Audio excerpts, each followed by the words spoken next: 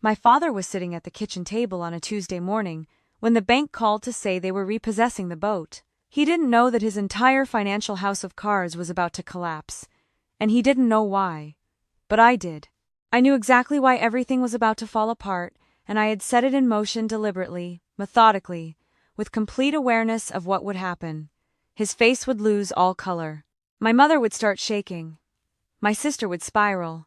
And it would all trace back to the moment I decided that staying silent meant becoming complicit in my own destruction. My name is Marcus, and this is the story of what happens when you realize the people who created you are willing to let you disappear. I was 36 years old when my life fractured. Not metaphorically, actually shattered on a Tuesday night in Southwest Houston, when a distracted driver in a silver Lexus ignored a red light and made direct contact with my bicycle. I remember the impact itself had this strange, almost soft quality before the pain arrived. There was the sound first, this dull metallic crunch, and then my body was rolling, and the street was rushing up to meet me. When I finally stopped moving, I was bleeding on the asphalt in front of a Vietnamese restaurant, and my right knee felt like someone had taken a hammer and swung it through the bones themselves. A woman who had been on the sidewalk called 911. I remember her voice shaking as she told the dispatcher my leg looked wrong. She was right. The emergency room doctor was blunt in a way I appreciated. Severe ligament damage, torn meniscus. The whole structure of the knee was compromised. Without immediate surgical intervention, we're talking, within days the joint would begin degenerating. The inflammation would become chronic. The cartilage would break down faster than bone density could support it. Without surgery, I would spend the rest of my life with a pronounced limp, managing constant pain, watching my mobility decrease year after year. I was 36 years old, and the doctor was essentially telling me that my body was offering me a choice. Pay for the surgery now, or pay for disability and pain for the next 50 years. The surgery cost $3,500. I had $1,200 in my savings account. I had already burned through my emergency fund handling my mother's medical crisis 6 months earlier, and I had spent the last half year rebuilding that foundation. I worked in commercial real estate, not the glamorous side, but the behind-the-scenes operations side where I managed leasing agreements and tenant relationships. It was stable work. It paid the bills, but it did not pay for emergency surgeries. I sat in that hospital room, looking at the billing paperwork, and for the first time in decades, I let myself think about asking my family for help. My parents lived in the uptown area of Houston, in a home that looked like it had been designed by someone who confused more with better. This was the home where I'd grown up feeling like I was taking up too much space. I drove to their house on a Thursday morning. My knee was wrapped in an elastic bandage, and I was moving slowly, but I was functional enough to drive. The moment I stepped into their living room, I felt that old familiar sensation of the air thinning out. My mother was standing near the kitchen, already wearing the expression that meant she had somewhere to be, and my presence was an inconvenience. My father was at the dining room table, reading the business section of the Houston Chronicle, his coffee cup positioned precisely where he wanted it. The house smelled like the expensive candles my mother bought from a boutique in the Galleria. My sister was visiting from Austin, and she was sitting on the white sofa, the one I had never actually been allowed to sit on, even as a child holding an iced coffee and scrolling on her phone. I told them about the accident. I told them about the surgery. I told them about the cost. I told them what the doctor had said would happen if I didn't have the procedure done. My mother looked at me for what felt like a very long moment. Her expression didn't change. Then she said something I will never forget, something that crystallized the entire nature of my family in a single sentence. A limp will teach you responsibility, Marcus. You're a grown man.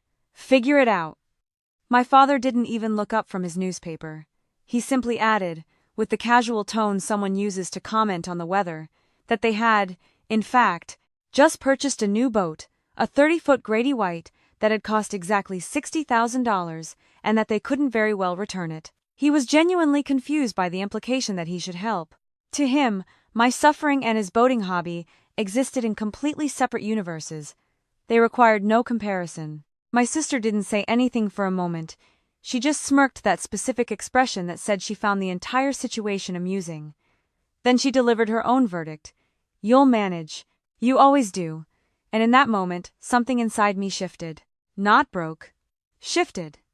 like a load-bearing wall moving slightly out of alignment, enough to change the fundamental structure of the room. I stood there in their living room, the one filled with designer furniture and abstract art that nobody actually understood, and I felt something that I can only describe as complete and total clarity. This was the moment where I realized that I was standing in a room with people who loved me in theory, but refused me in practice. They loved the idea of having children. They loved the status of being parents. But actual suffering? Actual need?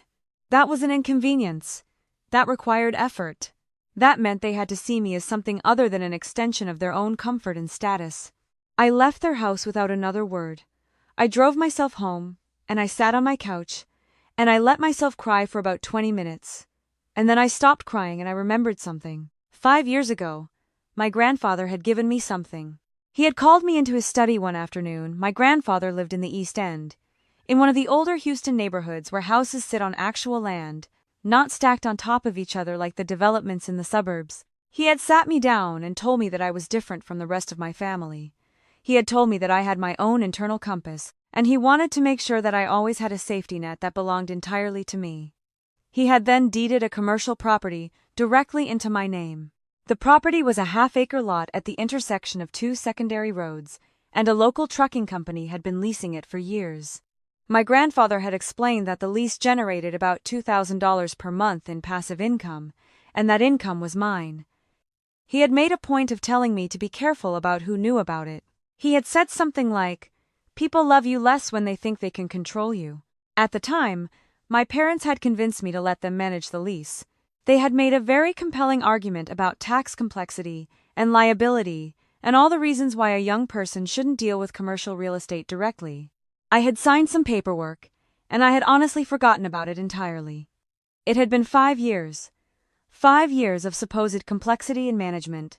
I pulled up the property registry on my laptop, and I discovered something that made my blood stop moving through my veins.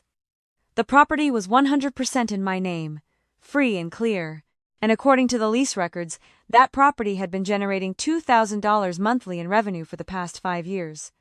That was $120,000. My parents had been collecting that money. Every single month, $2,000 had been deposited into an account I didn't know existed, and my parents had been quietly pocketing it. While I was working my job, while I was paying my own bills, while I was struggling to rebuild my emergency fund, while I was lying on the asphalt in front of a Vietnamese restaurant, while I was being told that a limp would teach me responsibility, I sat with that information for about an hour. I didn't move. I didn't think.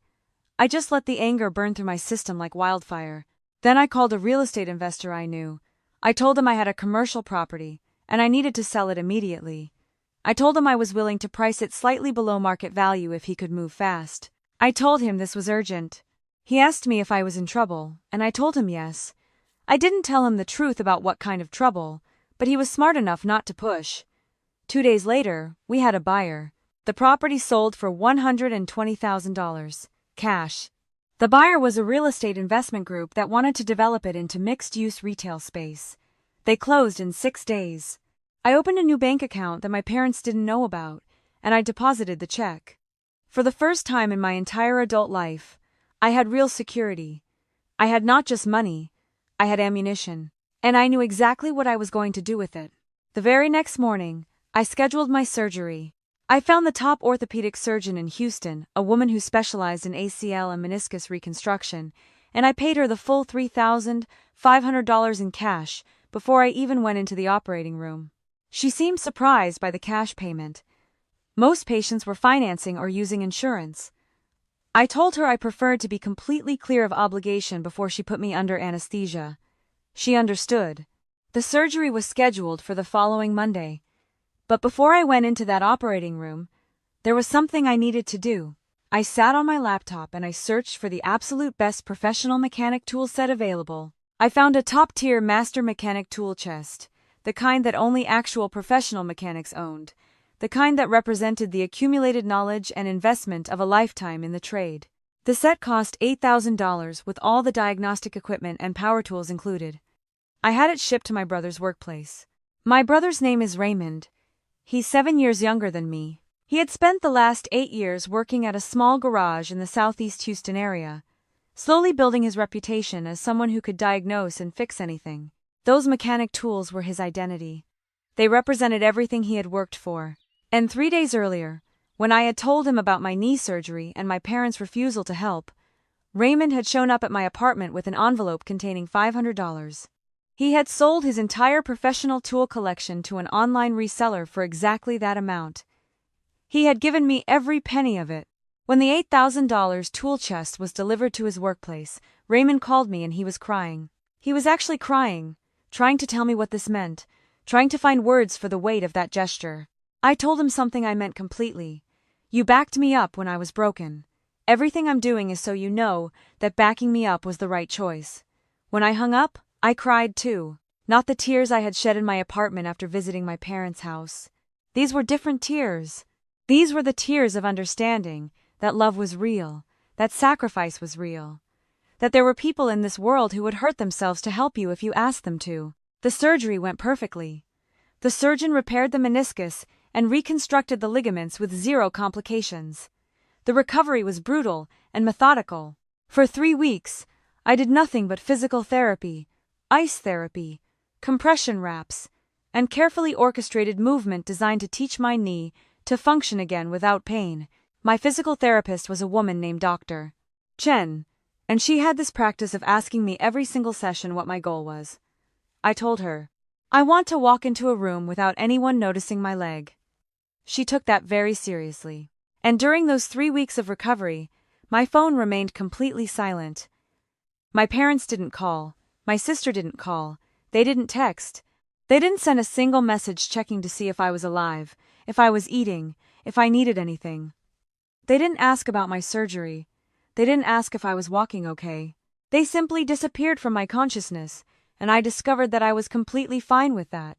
I realized that I had been waiting my entire life for them to show up for me, and it had finally occurred to me that they were never going to do that. Waiting for them was like waiting for a phone call from someone who had died years ago.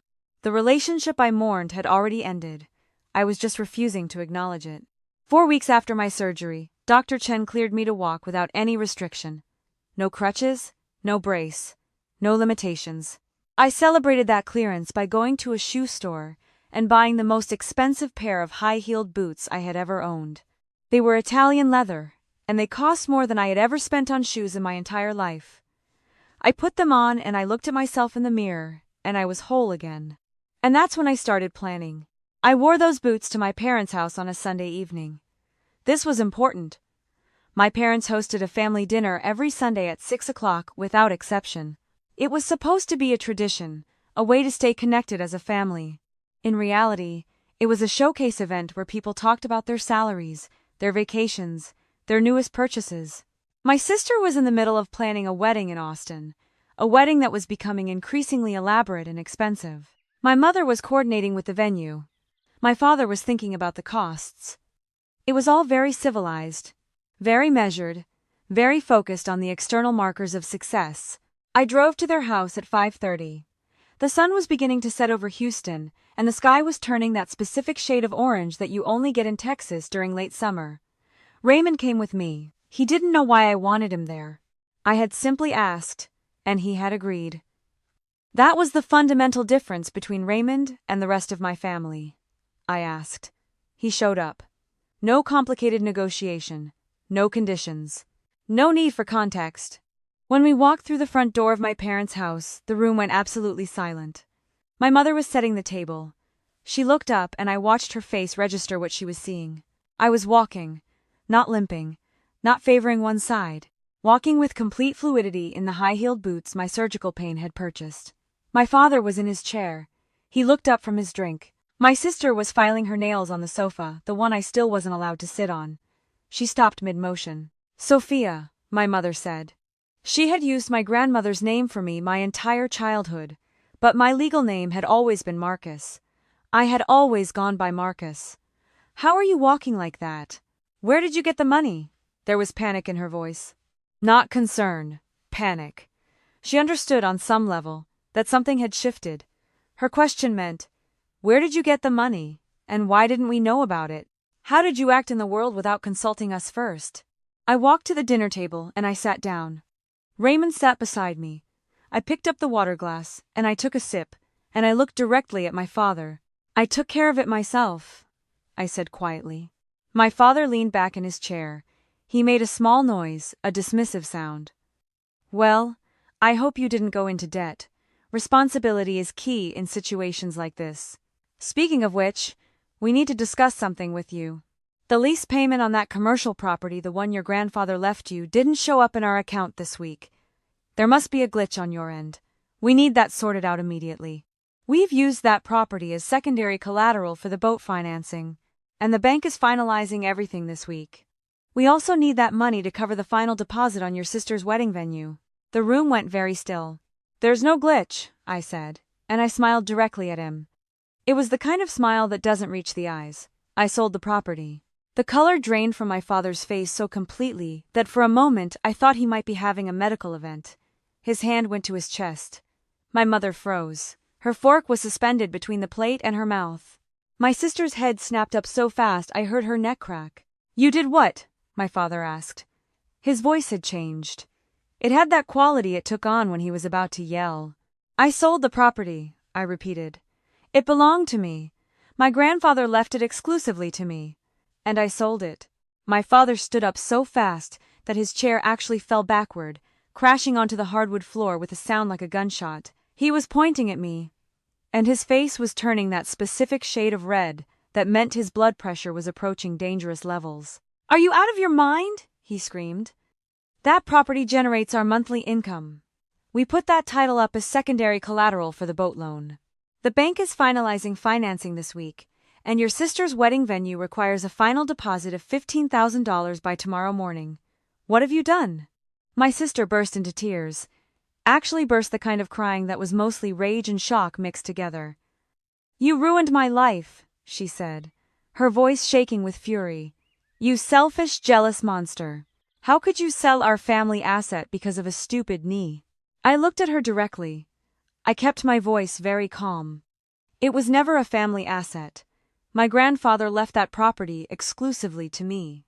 And for the past 5 years, my parents have been collecting over $2,000 per month in rental income from that property without my knowledge or consent.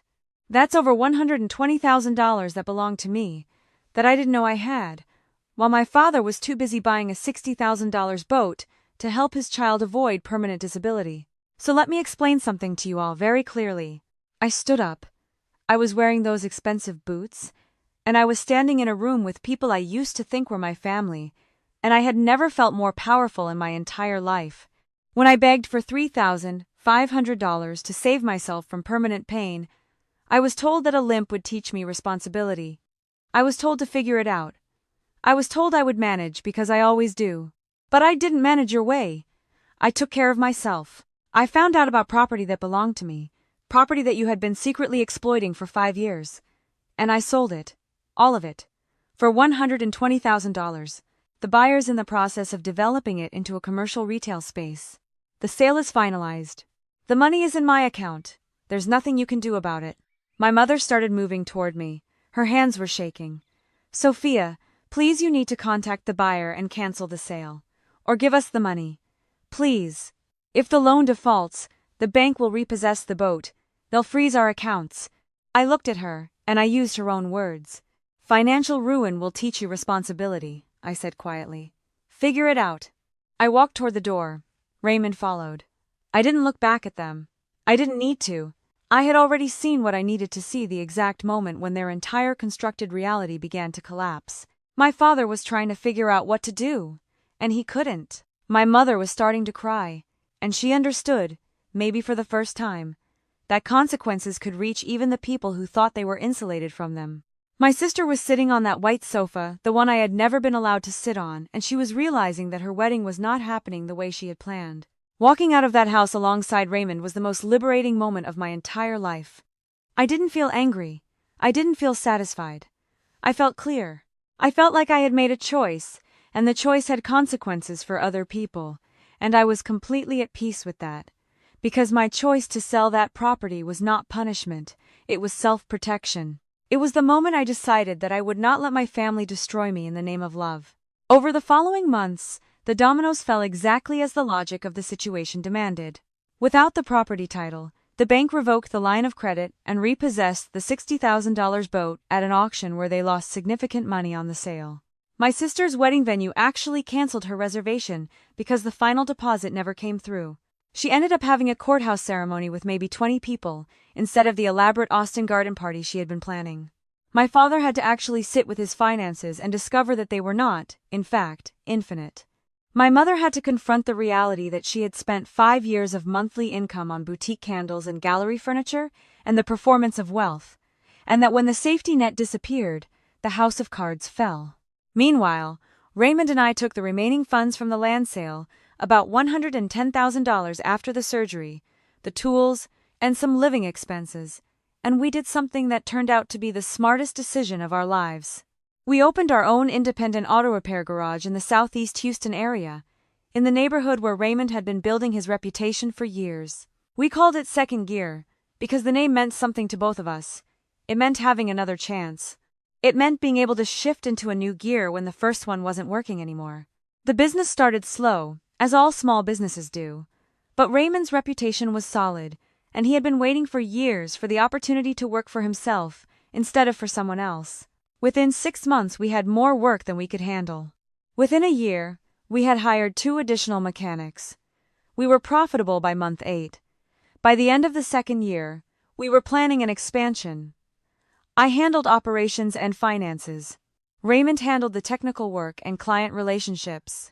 We split everything, 50-50, no complicated formulas or hidden dynamics.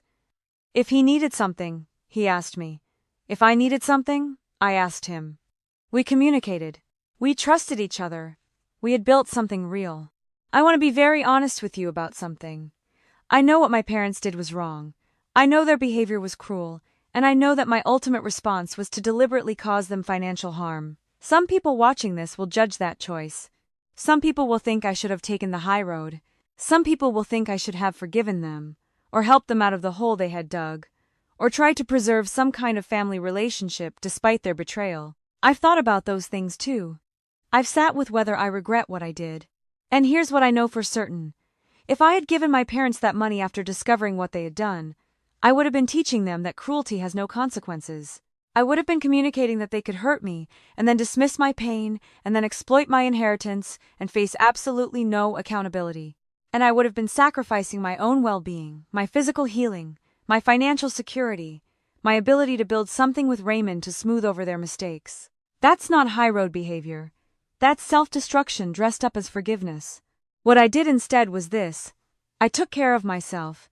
I honored the person who sacrificed for me. I built something meaningful with the one family member who actually showed up. And I let my parents experience the exact logical conclusion of their own actions. That's not revenge. That's consequences. And consequences are how people actually learn and change. Here's what this story taught me that I want you to understand. Family is not about genetics. Family is about who shows up for you when you're broken. Family is about who will sacrifice their own stability to keep you standing. Family is about who asks you how you're doing and actually waits for the answer. My parents created me, but they didn't act like family. Raymond, who shared zero DNA obligation to help me, who worked in a garage, making a fraction of what my father earned, who had to sell his entire professional identity to contribute $500, he's my family. That's who family is. If you've ever been in a room where someone looked right through you, where someone made you feel like your pain wasn't important enough to acknowledge, I want you to know something. That says nothing about your worth. It says everything about their capacity for empathy, and their capacity for empathy is their limitation, not yours. You don't owe people access to your suffering just because they created you. You don't owe them forgiveness before they've acknowledged harm. And you certainly don't owe them your inheritance, your safety, or your future. The mistake most people make in these situations is thinking they have to choose between bitterness and forgiveness, as if those are the only 2 options. But there's a third option, and that's clarity. Clarity about who is actually in your corner. Clarity about what you deserve.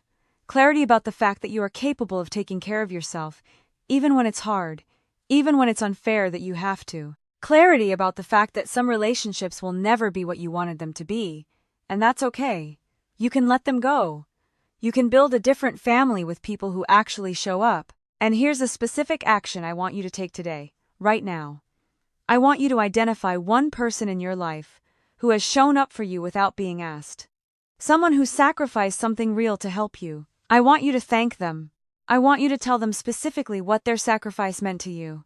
Don't wait for the perfect moment. Don't wait for them to do something else that reminds you. Do it today. Because the people who show up for you when you're broken are the people who define your actual family, and they deserve to know that you see them, that you value them, that their sacrifice mattered. And here's the question I want you to sit with. Who are you being loyal to? Are you being loyal to people who have actually earned your loyalty? Or are you being loyal to the idea of family, to the relationship you wanted to have, to people who don't deserve your continued investment? Because loyalty to the wrong people is just self-betrayal wearing a family name. I think about that Sunday evening in my parents' house sometimes. I think about the moment my father understood that the system he had built was collapsing, that the rules he had enforced didn't apply to him, that someone he thought he controlled had just blown up his entire constructed reality. And I don't feel bad about it. I feel clear. I did what I had to do to survive. I honored the one person who actually showed up for me. I built something real with him. That's not a tragedy. That's a triumph. That's what happens when you finally understand that you don't need permission from your family to take care of yourself. Thank you for watching. If this story resonated with you, if you've experienced something similar, please tell me in the comments below. Did you think I was right to sell that property? Would you have done the same thing, or would you have handled it differently? And please tell me where you're watching this from, and what time it is where you are.